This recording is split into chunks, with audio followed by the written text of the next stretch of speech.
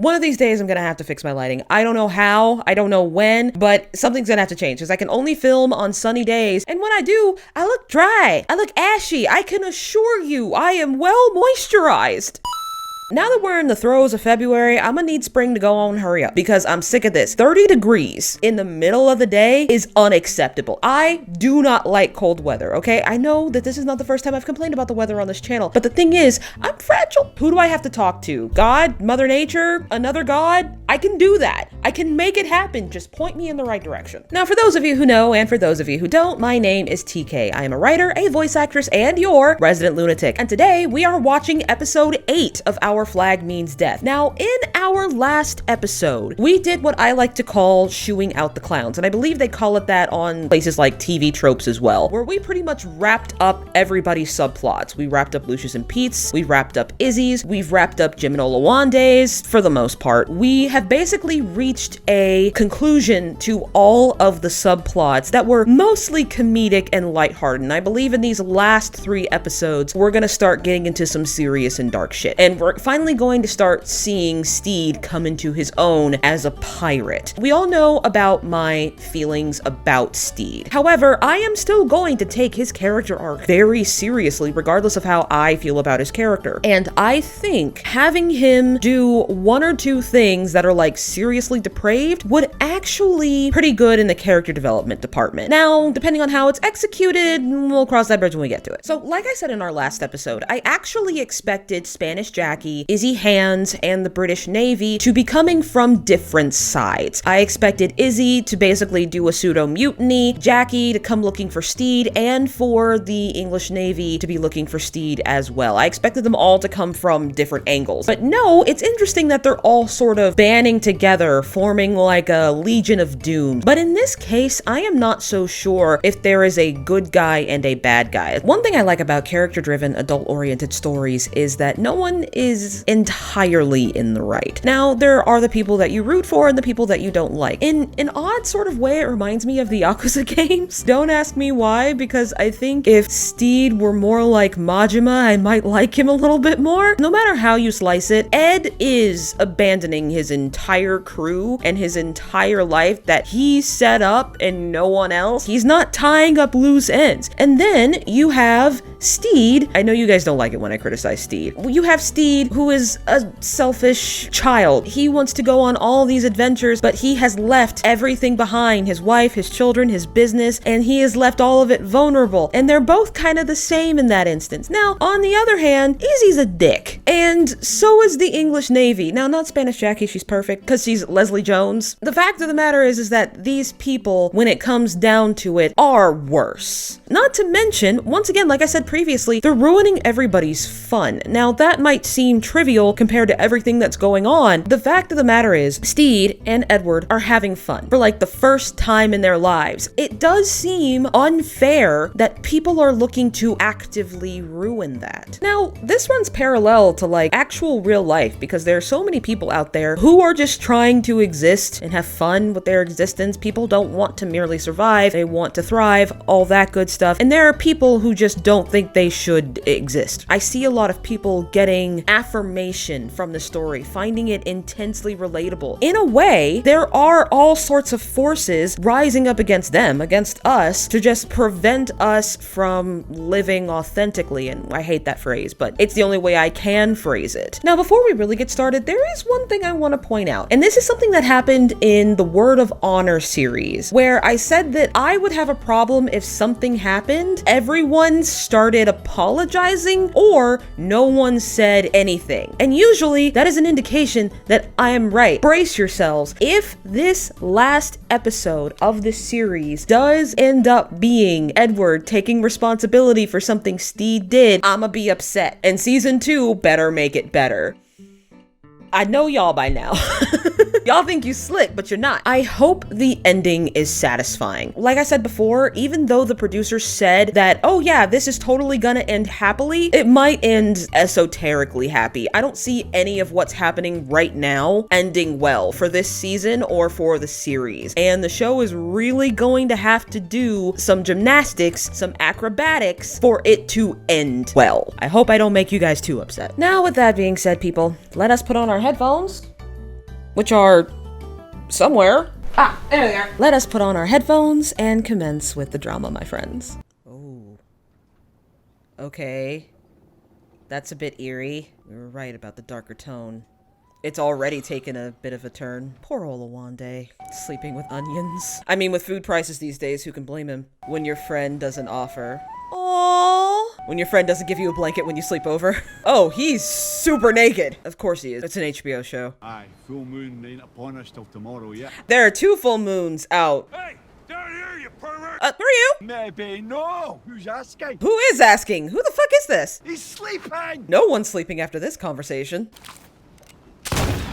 Alright, Butch Cassidy, calm down. Hey, you guys got rum up there? This is gonna be interesting. I wasn't expecting a new character, of course. No, don't shoot! I'm just a stowaway. Really? Those are my cannons. Yes, yes they are. Oh, I think I see what's going on here. Steed is about to get, I just got paid a visit by my old shipmate, Calico Jack. Oh, this is Calico Jack. Interesting interpretation. Who's the big gal? You fucking Jack, Steve Bonner, Jack. They're not gonna get along when you don't like your new boyfriend's best friend. Or, for me specifically, when you don't like your new girlfriend's best friend. That was ages ago, though. Antique armoire. Been in the family for generations. Yeah, and now Blackbeard's like, oh shit. You can be a bit of a wild man. Where's Mary and Anne? Shouldn't they be, like, keeping him in line? Hey, come on, Bracken. Maybe they're the reason he's on a boat. More than I even thought I did. Swede's not listening. It's not like we were together or anything. I'm not saying that. I'm just, you know. It is perfectly natural to miss a friend, no matter how you felt about them. Can stay in that room anymore. Took all my stuff out this morning. What did everyone say? That grants me roommate status. Does it? Offer my condolences about Jim. Jim's not dead. How did they die? Was it very bloody? Jim always loved a bit of blood, eh? Jim's not dead. Thought he was dead. For some reason, that just reminds me of Lemmy. Meow, if thatcher, ace date. Fornication twice. Theft once. Impure thoughts. Some. What about human trafficking? Because you did some of that. Time to die, bitch! I am the specter of revenge. That's not a fan. This show is so beautifully shot, honestly. Just ground us down into nothing. Oh, I remember. I was there. Treated us like dogs. Worse than dogs. Sounds like you two had quite a wild time. Oh yeah. I'm trying to find a way how to put what's really happening, and I'm not sure if I can. Steve doesn't want to hear about that. You could just hear the screams from miles. When you're burning to death. Oh, this is a recipe for disaster. I feel it. Given up the killing. Yeah, well, technically. Every time something like this happens, it's usually a make or break moment for a lot of relationships. Ugly profession. But then again, you'd know that. Now, if the friend was really decent, they would acknowledge that they're a bit of an interloper at this point, but I don't think that's gonna happen. Inside joke that Steve doesn't get when your ex was a frat boy. That's what you fucking get! Yeah! You should have stayed still. I actually think that that was, that's a real thing. That Steve. Hey, I've never had a room before. Aww. I like these two. I like these two. They've always been quite friendly with each other. Hang on, why would people come over? I think that's just part of it. When you're room people come over. But why? Then it's not my room. Somebody grew up with siblings and someone didn't. No, come on. I'm actually surprised that Lucius likes these stories. But this actually isn't the first time we've seen that Lucius enjoys a good story. He is an artist after all. Not like one of these store-bought types. Steed. I hate to ask, but where's your ship and your crew? You'd think a real pirate would have those. And took them in the divorce. Look, fellas, I know it looks like I'm killing it, but I'm really not. And then people are gonna be like, why did you embarrass him like that? You made him cry. Yep, see? What'd I tell you? Well, it was a pretty bitchy question. Hey, it's okay, CJ. CJ. I know he comes on a bit strong at first, but he's insecure. I'm having like war flashbacks right now. Woo! Yeah, probably will again. Yeah, we'll throw him Really? overboard. Yeah, we'll throw him overboard. Well, I haven't been to Blind Man's Cove in years. Well, Blind Man's Cove it is. And see, Steed is willing to compromise. Now, more often than not, this is when the compromise would come and the best friend and the new boyfriend would get along. But I don't know. We're not done with the episode yet. What should we do first? Take a dip, go for a nature walk. I bet there's some insane foliage. That's not what this is about. Yardies! Yardies. Come on, it's easy as pie. I used to do this every morning. I mean, he is the cook. Oh, see? You broke Cook's legs. Is he dead? Probably. Hiya, Jackie. Oh, Jim's doing some undercover work, it seems. Tell me everything you know about the Siete Gallos, or I knife another one of your husbands. Don't try to save me. I'm sorry, that was pretty funny. Fight to the death? Probably. But hang on, I gotta get in like my fight to the death outfit. That was cool. Yes, it was. That was hot. Turtle doesn't even have a chance! And his legs are magically healed. The most murderous turtle. Oh. That was so weird. You've got a surprisingly similar gait. We got a lot in common, me and him. Yeah, you both lived Lots on of ways shit to for say, most of your man. life. Buggering each other or what? Not yet. Blackie and I have had our dalliances. Maybe that wasn't the best phrase for you to use. It's past as Ed's business.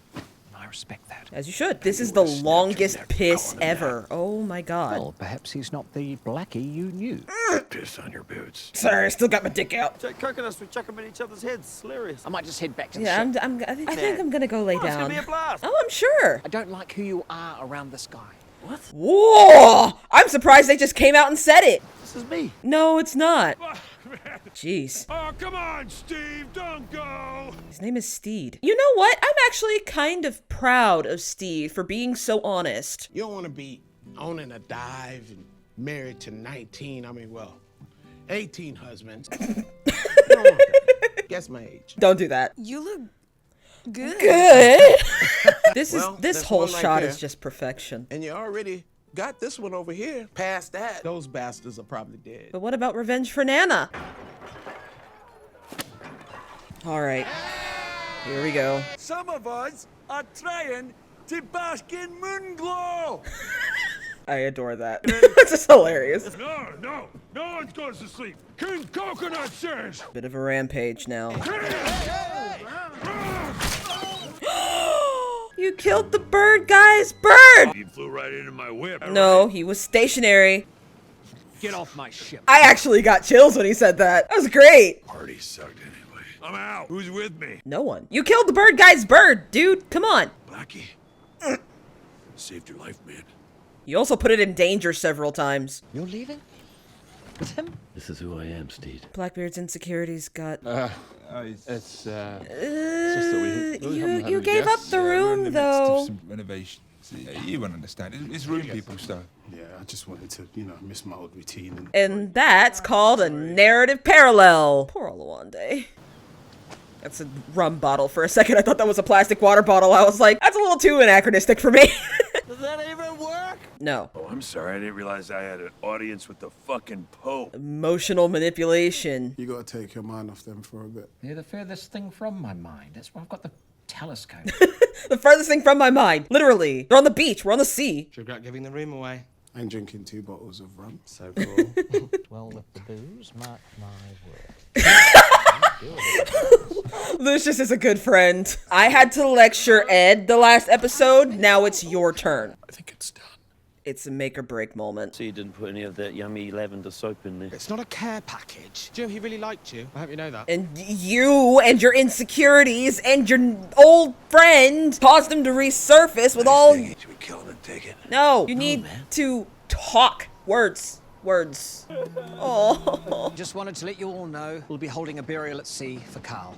Carl, not Jack. Buttons is God, take me instead! The death of a pet can do that. Blackbeard will no longer be sailing with us. What? It's a big one, I You know. two are getting along so was a mutual well. decision. Your dad and I love you very much. You've always been captained by me, and only me. So there's no change there. Ooh. Good on you, Steed. More as Blackbeard's employees. Just Pete, I swear to God. I heard that you checked up with him. Shacked up. The old Blackbeard would have seen me coming a mile away. Well, maybe I don't like the old Blackbeard. He sold me out. Of course he did. That's right. When? I can't remember exactly when they... Oh, there they are. These things happen. Sometimes sea captains drift apart. They really are giving your dad and I are getting a divorce talk. It is, it's terrible news. Not that. That. That. Woo! I was thinking maybe Republic of Pirates. Jesus. God damn it, Jack! It's your friend!